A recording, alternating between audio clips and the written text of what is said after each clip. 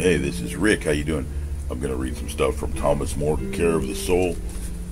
It's the chapter on money here, and wandering artists. Hey, wandering artists, how are you? Are you out there listening? You asked something about a dream about actually getting robbed, and here this. I came across this actually just by chance just now. I was gonna read something from here anyway. The whole chapter is too long to read, but this is Thomas More, Care of the Soul. Chapter on money, and this is about a guy who had a dream. I think he had a dream. Thomas More had a dream. Dreams of money often hint at its many levels of meaning. Recently, I dreamed I was walking down a dark city street in the early hours of the morning. A man approached me and pressed a knife against my back. Roosters. A man approached me and pressed a knife against my back. "Give me your change," he said. I knew I had $200 in my right hand pants pocket and about 15 in my left. Cleverly, I reached into my left pocket and gave him everything that was there. I wondered if he would ask for more, but he took the small sum and ran off. On waking, I recalled the dreams and thought, I have a tendency to give myself away. I ruin my plans sometimes or overlook my own needs in order to accommodate others. Then I feel resentment and anger. Later that day, I had a few minutes to think about the dream further. First impressions about your own dreams are often one-sided and shallow. My first thought represented my usual sense of myself as giving away too much. So I tried to look at the actual dream. Maybe the ego in the dream was too clever. I deceived and cheated the man who was stealing from me.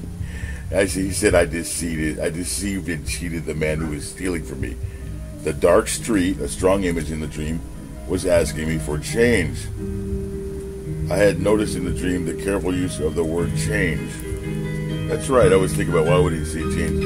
Instead of the typical, give me all your money.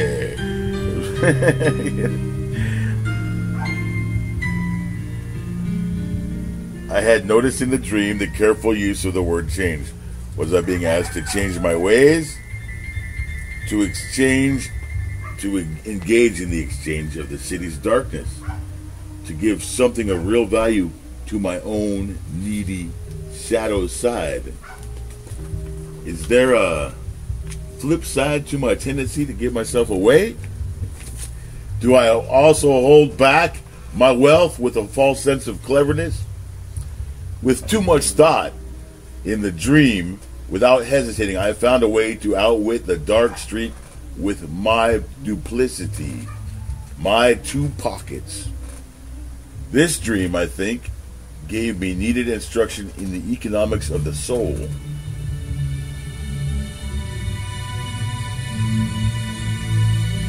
Money is its coinage.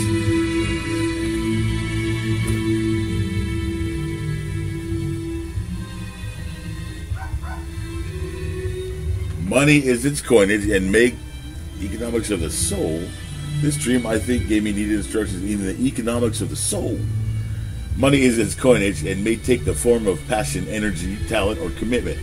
Like many people, I may hoard my talents, my soul money, for fear of the shadowy streets of embodied life.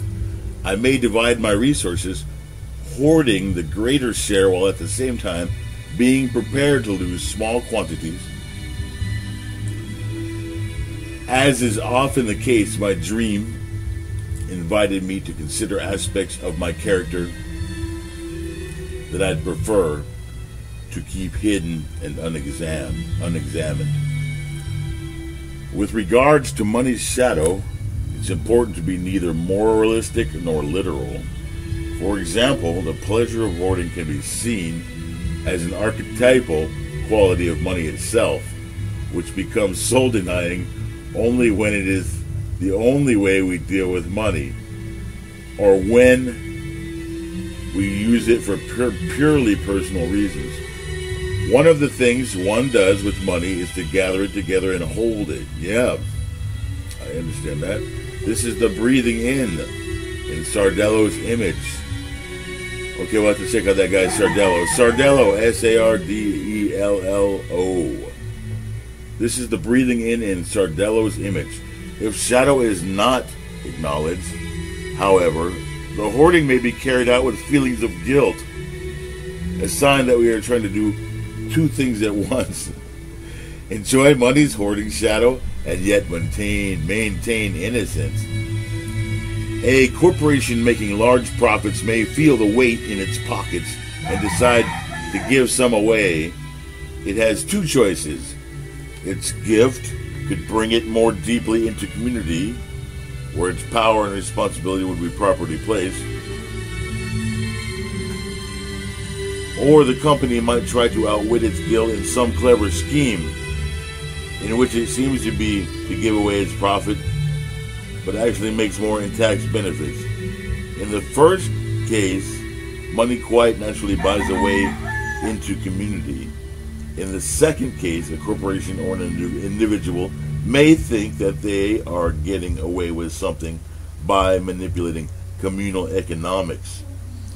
But in fact, there is the loss of soul, and their money becomes a fetish giving rise to pathological symptoms. When a society becomes corrupted by money's shadow, that society falls apart. Whereas a society that owns up to its financial shadow can be nurtured. In the medieval world, the job of counting money and keeping it secure, I think I'm going to finish there.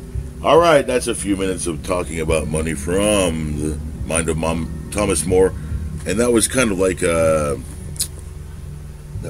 put it in there because of Wandering Artist has some questions about dreams and money, and he got robbed in his dream, which has never happened to me. So there you go. That's one interpretation. Hopefully, check that out. There, Wandering Artist. It's Thomas More, Care of the Soul, chapter on money. Talk to you soon, everybody. Have a great day and a great eternity. Take care.